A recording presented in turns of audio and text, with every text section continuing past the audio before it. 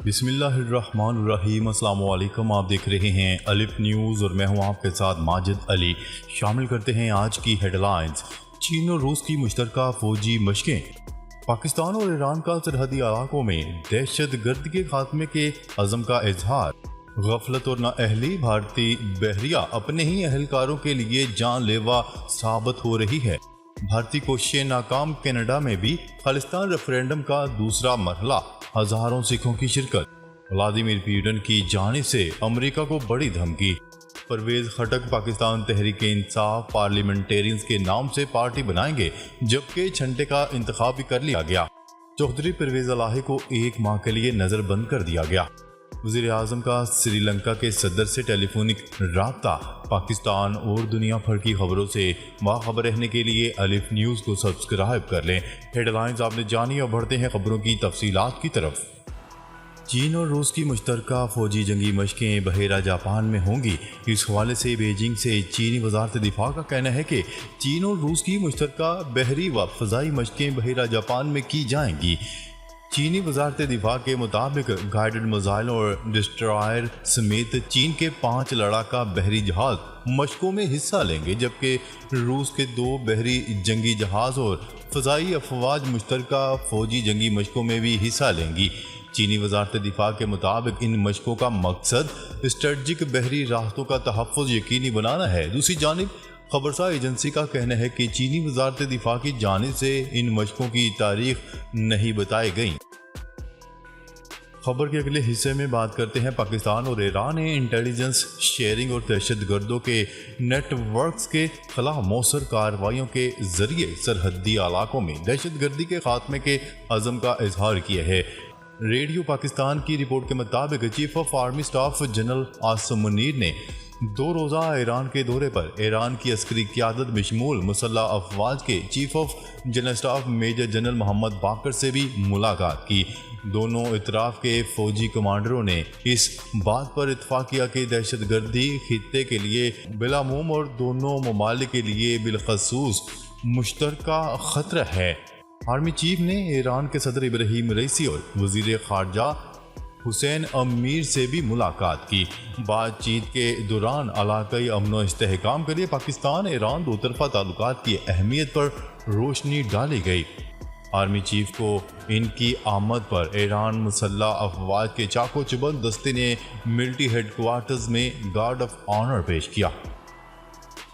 خبر کے اگلے حصے میں بات کرتے ہیں بھارتی بحریہ غفلت اور لاپرواہی کے باعث نہ صرف اپنے افسران اور اہلکاروں کی جانوں کے ضیاع کا باعث بن رہی ہے بلکہ یہ بھارتی عوام پر بھی ایک بوجھ بن گئی ہے۔ ذرائع کے مطابق بھارتی بحریہ کی غفلت اور لاپرواہی کے باعث افسران اور اہلکاروں میں تشویش کی لہر دوڑ گئی اور ان کے حوصلے پست ہو گئے، جبکہ بری کارکردگی کے باعث عوام میں بھی غم و غصہ پایا جاتا ہے۔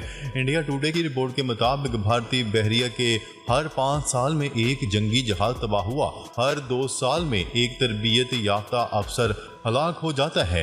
سن 2000 سے لے کر اب تک بھارتی بحریہ 26 بڑے حادثات کا شکار ہو چکی ہے۔ بھارتی میڈیا کی رپورٹ کے مطابق کہا گیا ہے کہ زیادہ تر حادثات کپتان کی غفلت، غیر معیاری دیکھ بھال اور ناکافی تربیت کے باعث پیش آئے۔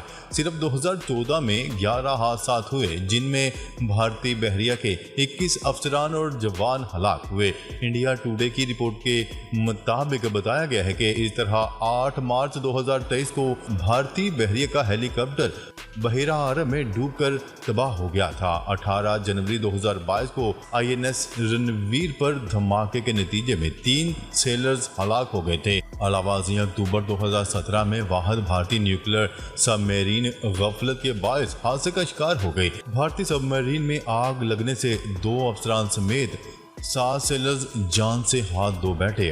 بھارتی میڈیا کی رپورٹ کے مطابق اس سب میرین حادثے کے نتیجے میں بھارتی نیول چیف DK جوشی کو استعفیٰ دینا پڑا تھا۔ یاد رہے کہ ان سیاہ کارناموں اور بری کارکردگی کے باعث بھارتی عوام کا کہنا ہے کہ کیا حادثات کا شکار بھارتی فوج چین یا پاکستان سے لڑنے کی صلاحیت بھی رکھتے ہیں۔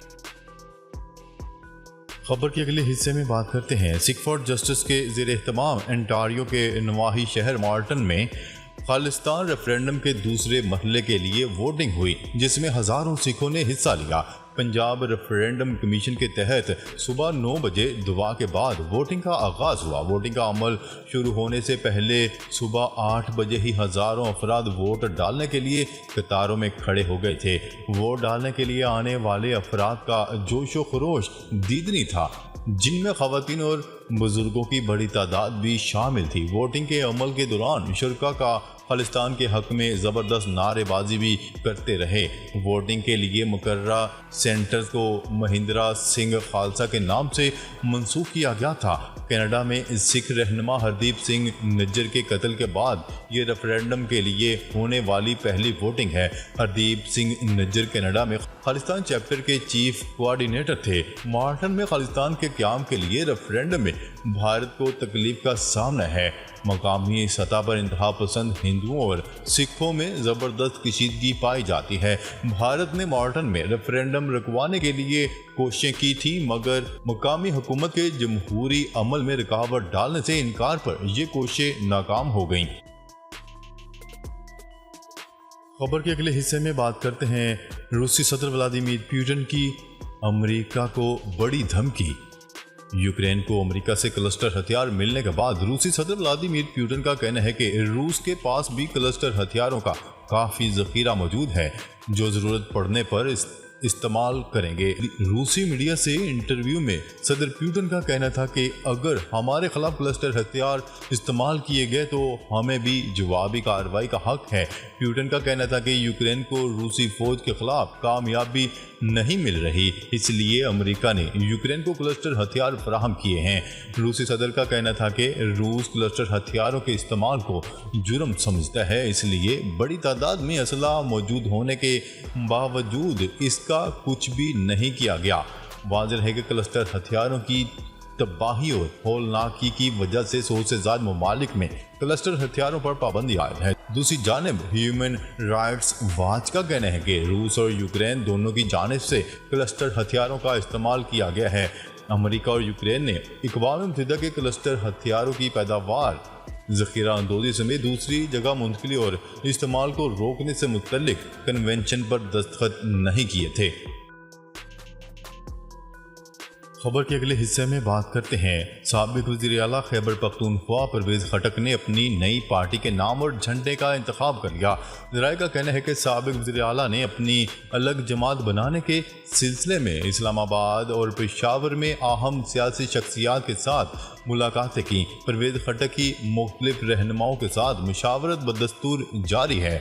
वो एक तरफ मुस्लिम लीग नून के साथ राब्ते जारी रखे हुए हैं और दूसरी तरफ अपनी अलग जमात को मैदान में उतारने के लिए भी सरगर्म है। ज़राए के मुताबिक परवेज़ खटक किसी दूसरी जमात में शामिल होने की सूरत में अपनी अलग पार्टी के क़याम का ऐलान कर देंगे, जिसके लिए उन्होंने पाकिस्तान तहरीक-ए-इंसाफ पार्लियामेंटेरियंस के नाम का इंतखाब किए है, जबकि इनकी पार्टी का झंडा सब्ज़ और सफ़ेद रंग पर मुश्तमिल होगा।